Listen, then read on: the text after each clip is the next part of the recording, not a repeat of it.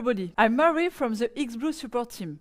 I'm very happy to welcome you on this new hands-on series. In this video tutorial, we operate our product in real use or in simulated conditions. Our goal is to explain and detail specific real-life scenario for you out there on the field. This allows us to describe and showcase all the cool features we have and that will help you deploy and use XBlue gear proficiently. Today, we will speak about the GAPS M5 product, last born from XBlue USBL system, and how to deploy and operate it. But first, some context. Let's have a look at XBlue solutions for subsea positioning and navigation.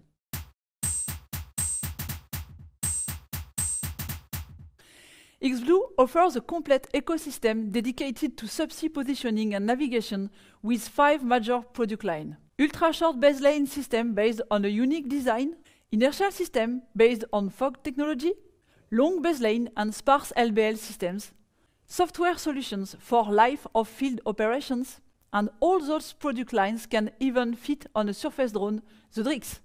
Together, these solutions allow for georeferenced decimmetric positioning of any object down to 6,000 meters under the surface. Now, let's have a closer look at our USBL product range, GAPS series.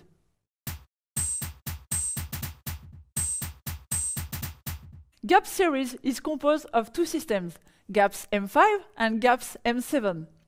Both systems share the same goal of providing high performance and ease of operation.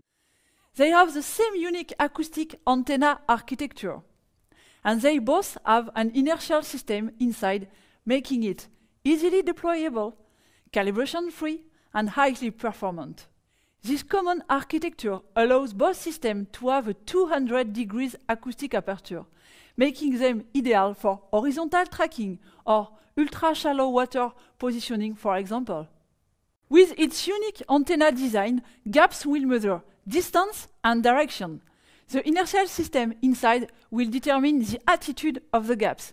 With these 3 information, GAPS will display an accurate and absolute transponder position. How do GAPS M5 and GAPS M7 differ? GAPS M5 accuracy is 0.5% of the scent range. Gyro compass inside, 995 meters max range. GAPS M7 accuracy is up to 0.06% of the scent range. INS inside and 4,000 meters max range. On top of that, GAPS M5 is completely free of export. At last, the GAPS is compatible with a wide variety of transponders. The XBlue transponder including MT8, MT9, Ramses and Canopus. The third-party transponder including Uplight and Sonardyne. Now that you know everything about our product range and our subsea positioning solution, let's go!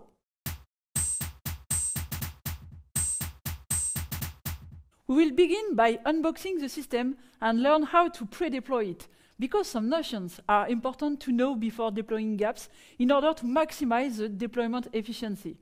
Let's have a look at what is inside the box. Okay, so I open the box and take the foam out.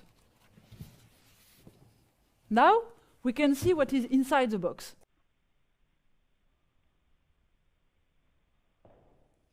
Let's begin the unboxing. I took the top foam from the box. You will see that it is useful for my bench.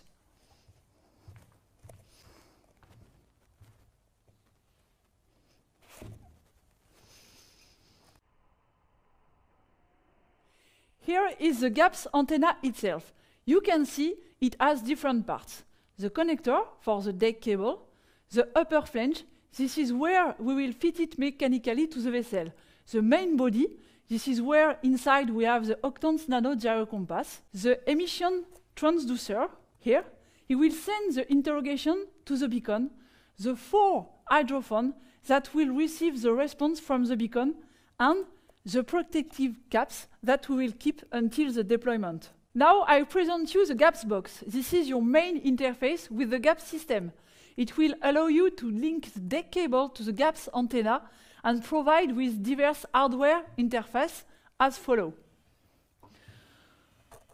Power distribution here 220 volt or 24 volt, antenna cable here, Ethernet in and out, serial in and out, and synchronization interface, trigger, and PPS.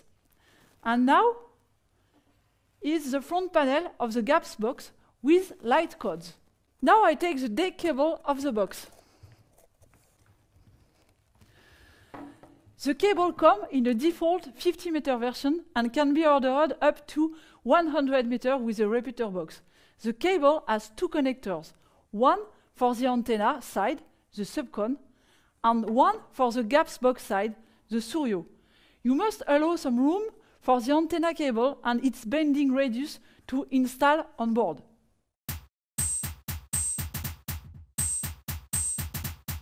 Now let's have a look at the items I need to complete the GAPS system. A computer, a GPS, a transponder that is composed of an hydrophone, the hydrophone cable, the body, and the on-off plug.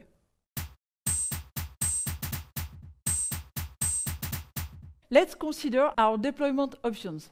There are multitude deployment scenarios you can choose from depending on what you have available on board or what is your application. For example, on a side pole, on a buoy, on a moon pool, with a hoisting system, a towed platform, a drone, or a pipe-lay vessel. Today, let's keep it simple by using this vessel. We choose a pole deployment for a ROV inspection tracking. Here are the installation recommendations for optimal deployment on board your vessel, far from the environment noise as propeller, here, here, water discharge systems, here and here. Antenna depth far from reflective surface as sea surface and boat keel. As an example, the pole can be here. We also recommend to install the H1 hydrophone towards the bow, a flat orientation, even if any orientation is possible. Keep in mind the cable curvature. On a vessel installation, there is two options for the GNSS. Use an internal GNSS optionally delivered with the GAPS, or use an external GNSS from the vessel. Both solutions will act the same. It is more about your deployment plans. For example, on a small opportunity vessel, you will use the internal GNSS to minimize the system on board.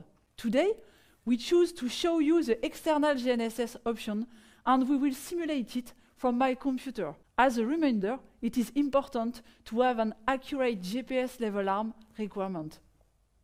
Now that we did the surface pre-deployment, let's consider what will happen subsea with the transponder. In our application, we will have a ROV with a TMS, both set with transponders.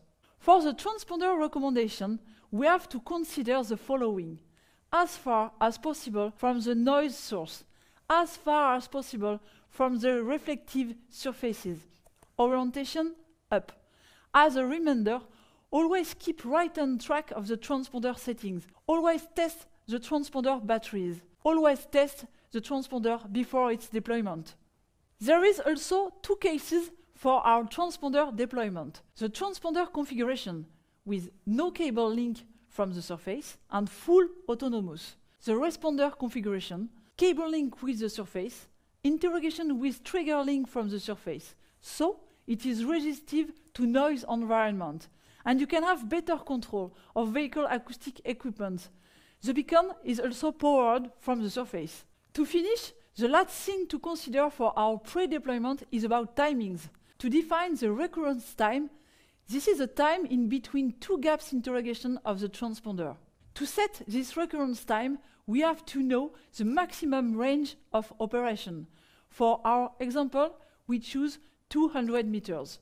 To set this recurrence time, we have to know the maximum range of operations. For our example, we choose 200 meters, so a recurrence of 1 second. Now I have all my equipments and configuration plan. Let's explain a full processing cycle of the GAPS. The GNSS is connected to the box and sends its position information to the gyro compass. The GAPS will interrogate acoustically the beacon. At this time, we have the attitude and position information. The beacons reply to the GAPS antenna. At signal reception on the antenna, the acoustic processing computes range and angles of the beacon. In the same time, the gyrocompa and GNSS provide the attitude and position linked to this acoustic processing. As a result, we have an accurate absolute beacon position.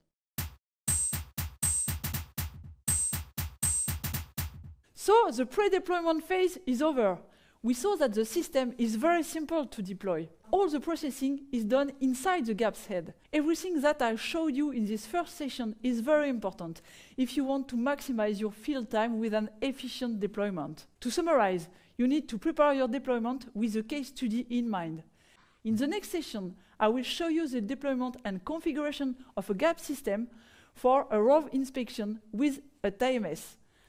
Let's go for the second session.